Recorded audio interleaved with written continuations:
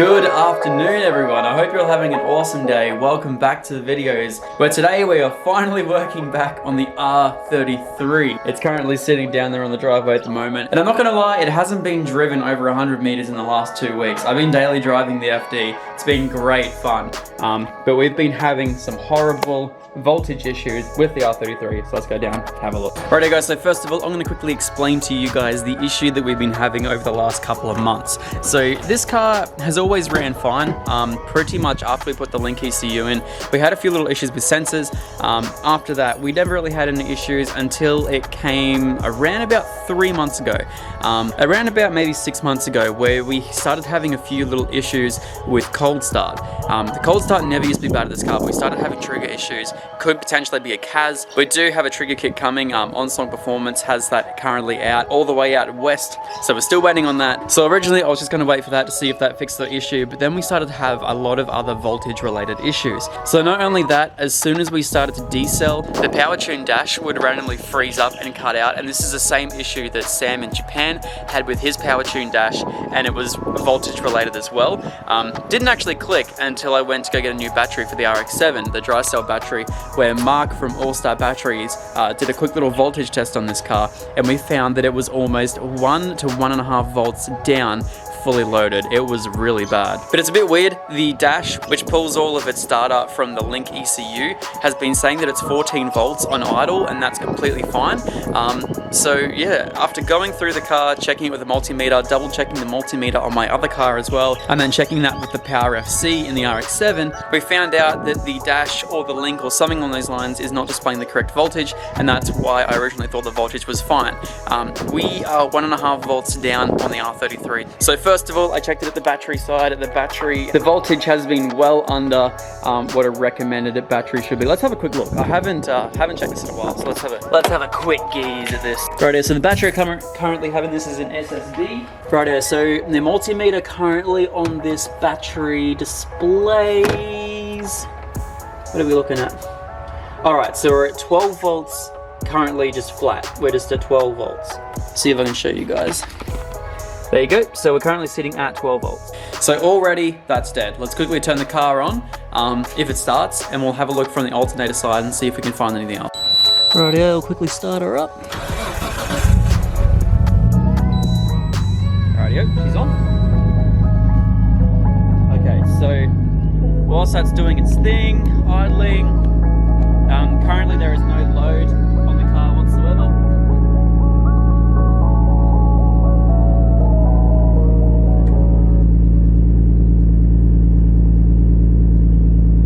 Currently reading at 13.4 under no load. I'll quickly go turn on the aircon and the everything else as well, then we'll load up the system.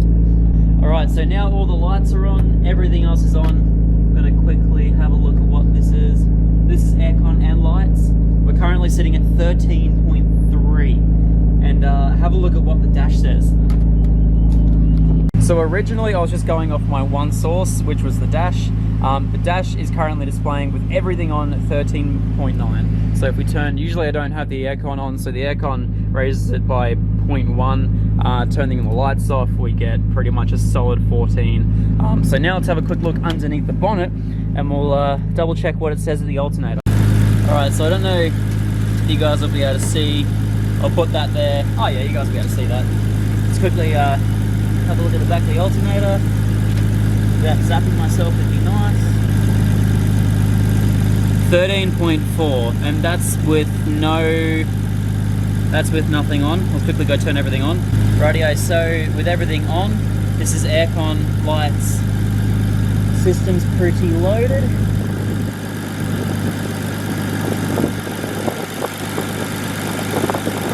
Looking at 13.1. There you go, 13.2, so that's not 14. Rightio, so first course of action is to replace the alternator because it is not providing enough charge to the rest of the system. So we're going to be replacing that today with an LS alternator, which is more readily available, and it's also going to be upgrading it from an 80 amp to a 140 amp system. Now, the only thing I have been notified about is the fact that the 140 amp system, you can have a few issues with the fuses because it's not going to hold up to it. So when those issues arise, I'll fix that up, and I'm going to order some fuses tonight, so that way we can quickly try and get that sorted. I didn't actually realize until last night. I'm stupid, but anyway, trying to find an RB25 alternator anywhere in Australia that's brand new was like over $500 easily. I didn't want to go secondhand because I didn't want to have the same issues. I've already been ripped off over eBay that many times. I just wanted to go brand new and get that sorted, so that way we didn't have any issues. So I found this. Talkline Garage sell this ProFlow alternator kit that was relatively, well, it was like a relatively good price. It was $477 delivered, and this right here, ProFlow LS alternator kit with the little attachment that you need to adapt it to that. So let's quickly open it up. Okay, so pretty much if you want to go with a brand new alternator in Australia, you're going to be looking at spending around about the same money as what you would with an LS alternator upgrade kit. So here, as you guys can see, we have the LS alternator fittings. So it comes with 2 brand new bolts, all those little fittings there, plus that nice large pulley there, which we're gonna have to change out. And then we also have the black alternator. Oh god, it's heavy. One second. Beautiful. There we go. So I don't think there's anything else in the box, which is sick.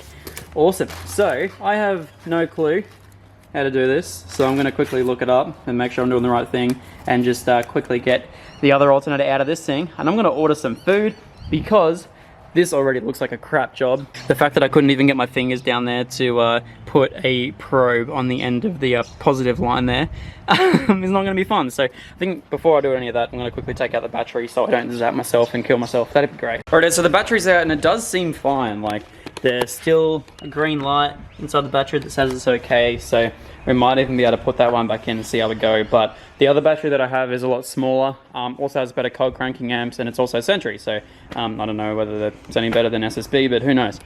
Either way, I've got everything taken out now, so now the only thing left to do is to remove the alternator. So the alternator is going to be a little bit of fun. Hopefully I should just be able to get everything out the way, and then I can get to all the fittings on the back just by moving it all forward. So I've taken the whole timing cover off and everything that many times now that I just need to do it. So yeah, it's gonna be very interesting. Let's do it. Alrighty, so belts off. Now I'm just getting to everything else underneath there. So this could be a bit of fun. I left all my spanners at work, my ratchet spanners, so I'm left using these big bad boys and my little 1/4 inch stuff. So this could be fun, but we're just gonna send it anyway and see how we go. That was loose. Oh well.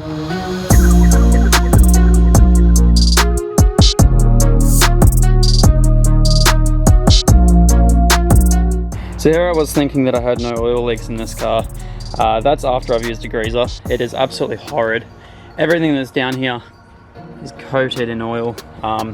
So whether it's just residual oil from me not washing it properly last time, because nothing else is covered in oil, like this is all dry, everything's all dry and nice, so I think it might just be residual from all the issues that we've had in the past, but that could be a reason why it's gone out, so who knows.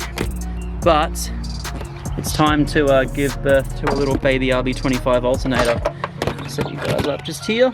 See if I can get it out from the top. It's going to be a bit of a hassle, I think. Might be worth just dropping it through the bottom. Yep. Nope, apparently not. Whoop. Come on, little alternator and little tabby boy. I need them both. Thank you. And this bad boy here. Oh, she's mucky. Gross. Alright, so there are a few differences in comparison with the LS alternator and the RB alternator.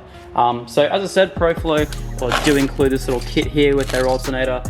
So it has all new hardware, everything to make this kit work for your car, as well as the LS alternator. So first of all, what we have to do is we have to get a, what is it, a 26mm socket?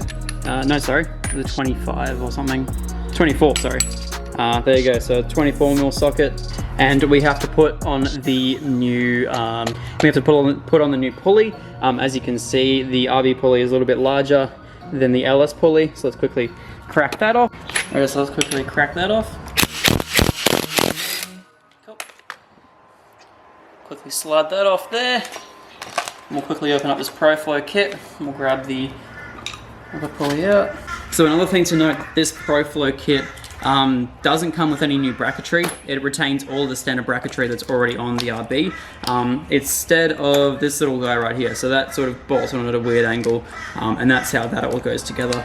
Also another thing to note, if you guys do have an RB with a different plug on the alternator, you need to make sure that it has the LS alternator plug. I believe that RBs come with it, but I have heard of some other people having some issues. You want to find an alternator that has that plug right there, as you guys can see. You want to make sure that you guys have the LS plug, which is that one right there.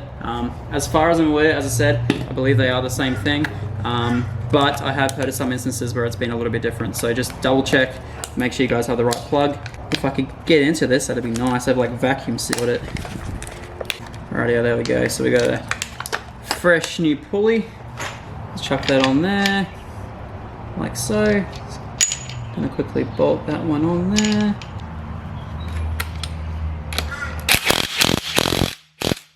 Okay, so here's the fun bit, and that is making the new alternator fit into the RB. So if you can see, there's two completely different mounting points. So this right here is going to be where it mounts to the bottom of the block, whereas this one here is where it mounts to the bottom of the block. So if you can imagine, you kind of need a mounting point over here, just like this one here does. So if you grab your little ProFlow adapter, or a lot of companies sort of do the same thing, and it sits just like that. So it kind of replicates a mounting point at the very top there. So using this bolt right here, I believe you probably get some washers, feed it through there, and that one there bolts directly to that. So don't tighten it up fully until it's all in the car, even though it's going to be a bit of a pain in the ass. Yeah, just sort of keep it nice and tight. It'll pull it nice and tight, and then you can tighten it all up once it's inside the car. So yeah, quickly do that, and then yeah, we'll get it straight into it. Alright, so I have the bolt going through. I'm going to quickly sort of measure out exactly where I kind of need that inside the car and let it do its thing, and I'll tighten that up once I sort of know the placement of it. I'm pretty sure it just sits roughly around there and it'll work. So this kit also utilizes the standard piece right here, so that'll sort of bolt in behind that bracket, if you could imagine, and then that big long piece right here, which tensions it, will go through that little block there. So we're still gonna have to utilize those two there. This big bolt right here is the one that goes and mounts to the actual block itself. Now, they do include this washer right here. However, I will not be using that washer because the R33 at least comes with this right here, which helps sort of lock onto the block, and that way it just makes it a whole lot easier to get and actually bolt up. Saves me having to get underneath the car and use it. So yeah, and it's going to be easier to take out as well. So we have to do that as well. So let's quickly get back into the car and do everything we need. Okay, so do not ask me how, but without jacking up the car or doing anything, I got that massive big LS alternator all the way up inside the car. Now, mind you, it is currently resting on the radiator. But anyway, we do have to disconnect the power, so we'll quickly do that. The power cable I have sitting somewhere down here, that's it there. So I'll quickly just mount that up, attach all that, and we'll put all that in first before we go any further. Okay, so I have no idea if this is even a good camera angle or not, but you can see the alternator there. Now we just have to put in that big long bolt through the block, so that way we can work out exactly where we want the little sort of nubby thingy there. It's probably going to be a little bit annoying with the camera there, but let's see what we can do. Oh god, I almost dropped it out the bottom of the car. Okay, so that needs to go there. Kind of need to pass this. If I catch this bolt,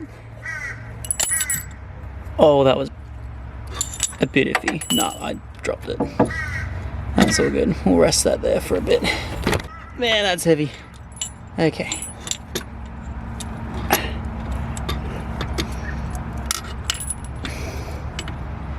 Ooh. What can I say? I'm good with my fingers. Oh, she threw. Whew. Now I can actually get my other hand down there and help out. Okay, so now I don't know if you guys can see down that far. Oh, you might be able to on camera. Who knows? I'll see if I can focus on it down here. Okay, cool. So you need to grab. Okay, so you need to grab the original fitting that went into the alternator. That side there is going to be on the top. So we're going to be pulling that through the bracket, and that's going to go into the top of that little ProFlow fitting. So I'll quickly see if I can just work it through. Man, this alternator is a lot heavier, which sucks, but what can you do? Oh, you can drop your camera. Okay guys, the alternator is on and it's looking very proud down beside that RB right there. So LS swapping my R33 is going really well. Yeah, so I've tightened the ProFlow bracket now, and the belt is now on too, so now all that's left to do is just to tighten everything up. So let's quickly do that now. It's going to be great fun.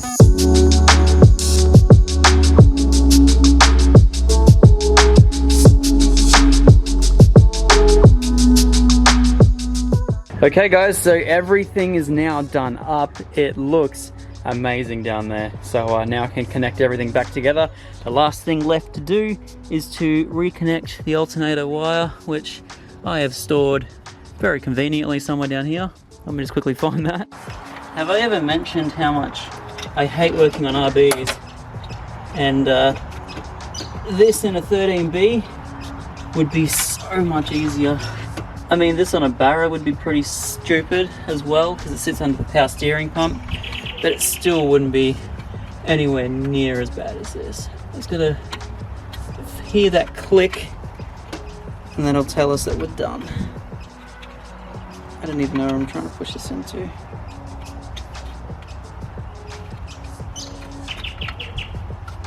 There we go. Ooh, that was satisfying as hell. Okay, put a battery in it, see which battery I have as the healthiest. Alright, so I'll probably have to get a new battery anyway. Originally I was going to try and change to the Sentry, but I would need to change the terminals in the wrong direction.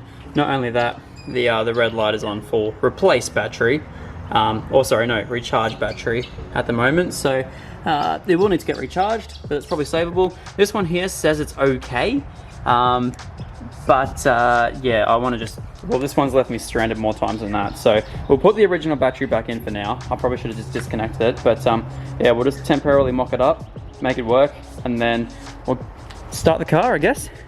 Woo. Oh, by the way, I took off some of the stickers as well. Look how nice that is now. God damn. Alrighty, let's do it. I want to actually check what the damage is in the other battery. Let's find out. Okay, so the Sentry's got 12.7, or sorry, 12.1. The SSR, whatever it is, I'll see if I can do it. Okay, this one's got 12.2, that one's got 12.1. So we'll go with the one with 12.2. They're both screwed, but one of them's 0.1 less screwed.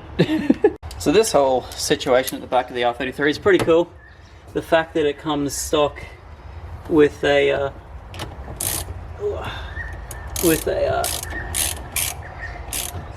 rear mount battery is pretty sick.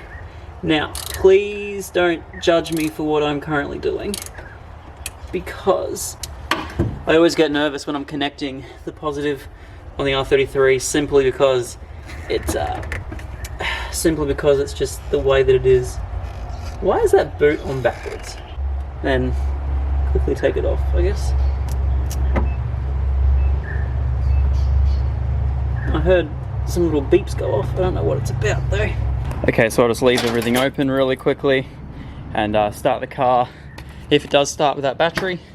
So now what we're hoping is we're at least getting 14 volts at the battery here. So fingers crossed this right here will fix all of our little issues. And hopefully that belt isn't too tight. I think I might have did that a little bit too tight, but we'll find out. So I started freaking out because the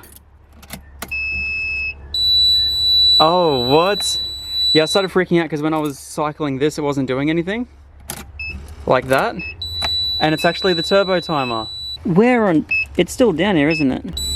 All right, we primed this car enough. See if she starts.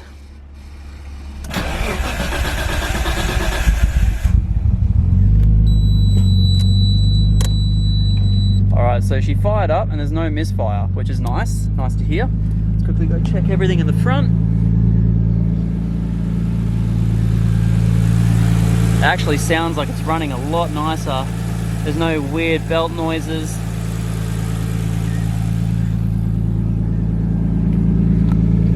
Rightio, what is the dash saying right now? 14.2, 14.1, which is the same as last time. Let's see what the multimeter's reading. This is going to determine whether this has worked or not. Rightio, so I'll put this up here so you guys can see. I really hope this has worked. Hopefully you guys can, yeah, you guys can see that. Cool.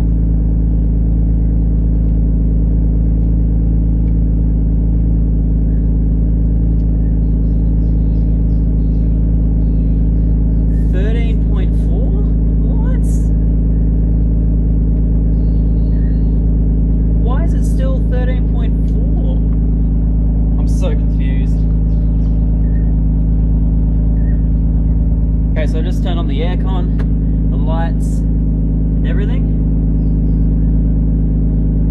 So now 13.5. Okay. Rightio.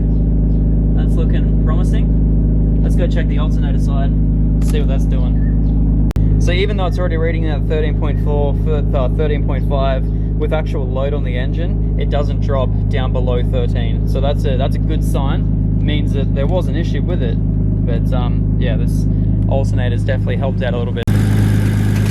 Rightio, so hopefully, I don't know whether you guys will be able to see that there, maybe there, who knows, we'll find out. Alright, so 13.3, okay, so it's definitely gone up a little bit. Let's go take some load off the engine. 13.51, alrighty, well, okay.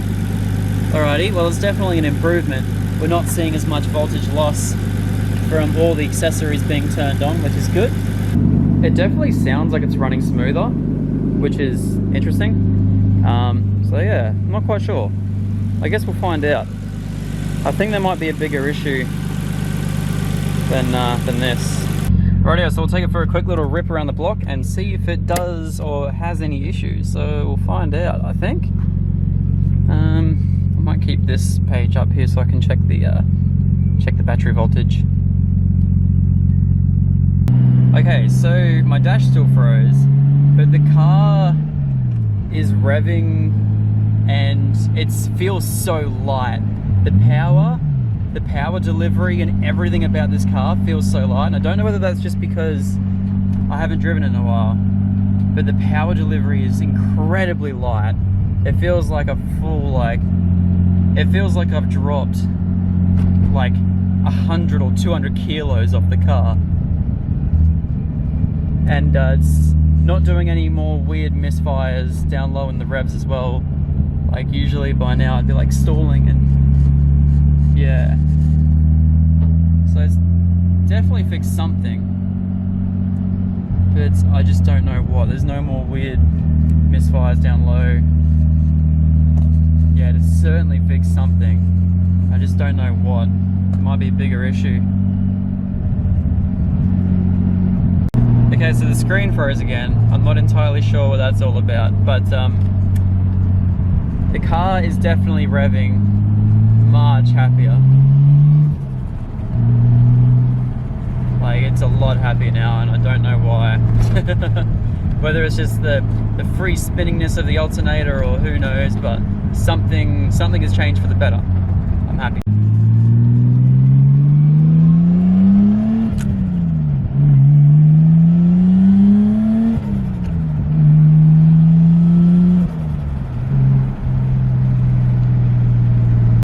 What's up guys, it's the next morning. So we are currently in the R33 and I had a bit of a thought last night just in regards to what the whole thing is happening. So I've replaced the alternator and it doesn't seem to be charging the battery. So I know that the alternator is good. I know that it is displaying a voltage well above what the actual battery is. And yesterday, the battery that was originally in the R33 just couldn't hold charge.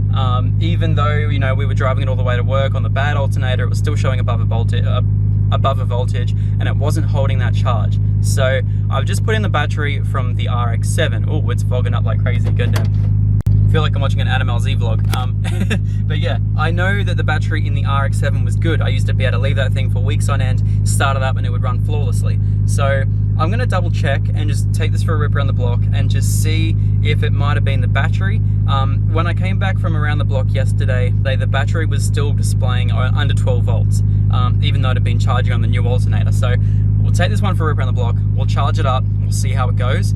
I think it'll be better than the original battery, and already at the same revs it's displaying a voltage that was above what the last one was. So we'll see how we go. Fingers crossed this is the one that works. What's good, guys? So it is the next night and I have had a couple of days to try and think over a few of the things in regards to the R33. Douglas, what is your issue, mister? Can you... No, I'm filming. Hey, I'm filming. No. Big jump time. Big jump time. What are you doing? So the alternator is brand new. So I know that it's working and it's made the car, like honestly, I have never felt this thing rev so freely in its life. Whether the alternator was just caked up with so much gunk and just all the oil that was in it or anything, it spun pretty freely, much like the new alternator did, but I don't know whether it was just had that much resistance on it, I'm not quite sure, but the car itself is revving incredibly nicely. I drove it to work today, it has been fine. So one thing I have already noticed is the fact that the new Sentry battery that I put in, I knew was good in the RX-7, it's just been dead for a few weeks. So once that thing got up to charge, it was actually holding charge a lot better than the original SSB or SSR battery was holding. The red battery that I had was holding around about around about 12 volts always, so it's 25% charged, whereas the new Sentry battery is actually holding around about 75 to 100% charge whilst I'm at work. So I found that the battery that I had in it was bad. So I put the new Sentry battery in and I'm just letting it do its thing, but it still doesn't explain why I have been having the dash drop out like I have. One thing I did actually do today is I took out the GPS function of the dash, and the dash seems to be running fine, but without the GPS speedo, so something on those lines. It's not the dash's issue. I know that there has been issues with voltage in the past with this car, so I know, and I have seen other people have this issue as well, so that is a big potential. I'll have to look through the wiring and have a little look at that. This car is certainly a lot healthier. It's not having that weird firing issue that I was having before down low in revs, so I can actually have it rev all the way down to almost idle without having any weird, clunking or any weird misfire or anything like it used to. So that has definitely changed. The engine is revving super freely now, so I'm very, very happy about that, but I still do believe there is a few underlying issues in this car that I do want to fix. This car, I do want to put a bigger turbo in. I want to make it around about 400 horsepower or so on the stock RB. So that's going to be a little bit of fun, but first of all, I want to fix up the car a little bit. We're going to put the stock seat in it. We're going to put a nicer exhaust in it. It's just going to be a few little things we're going to fix on this car before we go with a bigger turbo setup. Not only that, I also had Max Peating Rod send me out a spare turbo as well, because I've had a look at the turbo in it. The turbo is not looking too great, but I'll work that out later. Anyway, guys, thank you so much for watching. I'll see you in the next one. Peace. Yeah, and first of all, I'm not trying to be someone I'm not. Well, there's plenty different ways for you to go and get your props. You don't need to try pretending living lifestyles you ain't got. That's that shit I told myself when I was low and feeling lost. Learning lessons pay the cost while they watching you go.